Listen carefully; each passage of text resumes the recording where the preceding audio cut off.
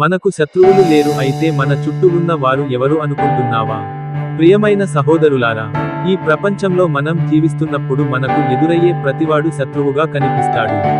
ఎవరైనా మన మీద తప్పుగా మాట్లాడినా, మనను మోసగించినా, మనం వెంటనే అనుకుంటాం, ఇవ్వాళ నా శత్రువు ఇదే. కానీ దేవుని వాక్యము చెబుతుంది, మనకు శత్రువులు ఎవరూ లేరు. మనకు ఉన్న ఒక్క శత్రువు అపవాదు మాత్రమే. ఎఫెసీయులకు 6:12.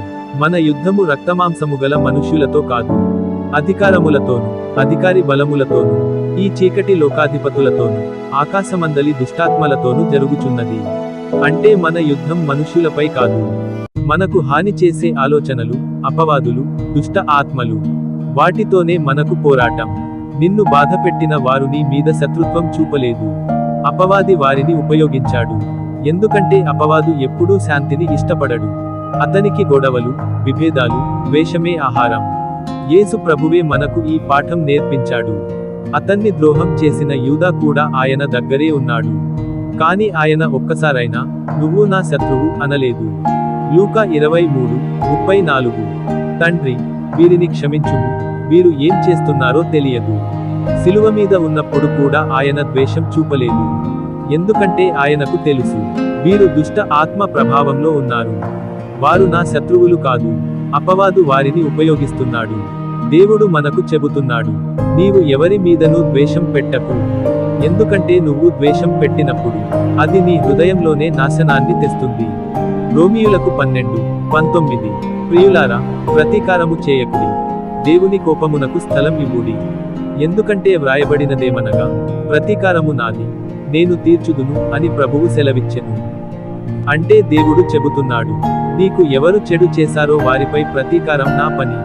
నీ పని మాత్రం ప్రార్థించడం, క్షమించడం, ప్రేమించడం. మన మీద ఎవరైనా చెడు మాట్లాడితే తక్షణం స్పందించకపోవడం బలహీనత కాదు, అది ఆత్మిక బలం. ఎందుకంటే నీ యుద్ధం మానవునిపై కాదు, ఆత్మలపై ఉంది. దేవుడు నీ వెనుక ఉన్నాడు. నిన్ను నిందించే వారు నీకు ఎదురు కాదు, నిన్ను పరీక్షించే సాధనం మాత్రమే. రోమీయులకు 12:21. కీడు వలన జయింపబడక, మేలు చేత కీడును జయించుము. ఇదే విశ్వాసి మార్గం. మనకు ఎదురుగా నిలిచేవారిని మనం శత్రువులుగా కాదు, ప్రార్థనకు పాత్రులుగా చూడాలి.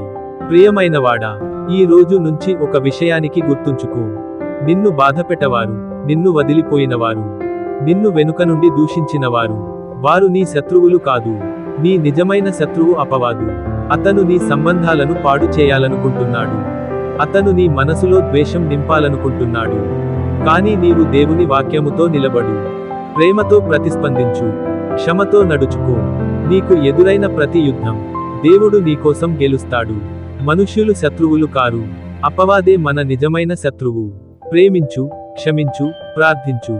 దేవుడు నీ పక్షాన నిలుస్తాడు. ఈ సందేశం నిన్ను స్ఫూర్తి కలిగించిందా? అయితే ఇప్పుడు వెంటనే లైక్ చేయండి, షేర్ చేయండి. మరియు ఇంకా మంచి బైబిల్ స్ఫూర్తి కోసం బైబిల్ వర్డ్స్ ఛానల్ను సబ్స్క్రైబ్ చేయడం మర్చిపోకండి.